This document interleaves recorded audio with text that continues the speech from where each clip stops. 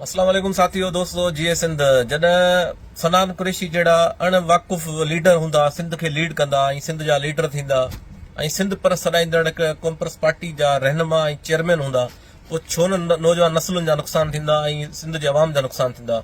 साईं सनान कुरैशी साहब माज़रत सां तव्हां पहिरें शाह अब्दुल लतीफ़ भिटाई जी तारीख़ त पढ़ो।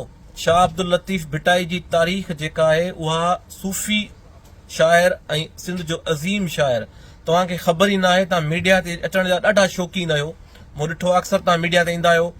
मीडिया ते अचो था त घटि में घटि तव्हांखे एतिरी ख़बर हुजणु घुर्जे त शाह अब्दुल लतीफ़ भिटाई शहीद न आहे, हू हिकिड़ो अज़ीम सूफ़ी शाइर आहे। तव्हां एॾी वॾी स्टेटमेंट ॾियो पिया ऐं उन शाइर लाइ जेको सिंध जो अज़ीम शाइर आहे। सो माज़रत सां तव्हांजी इन ॻाल्हि सां असांखे जेको ॾाढी तकलीफ़ पहुती। तव्हां घटि में घटि ॼाण त रखो। लीडर उहे हूंदा आहिनि जेके अवाम ते लीड कंदा आहिनि, जेके सिंध परस सॾाईंदा आहिनि।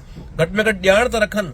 तव्हां हेतिरी वॾी स्टेटमेंट ॾियो पिया, हेॾी पार्टी जा पंहिंजे पाण खे लीडर सॾायो पिया त अफ़सोस ई करे सघिजे थो।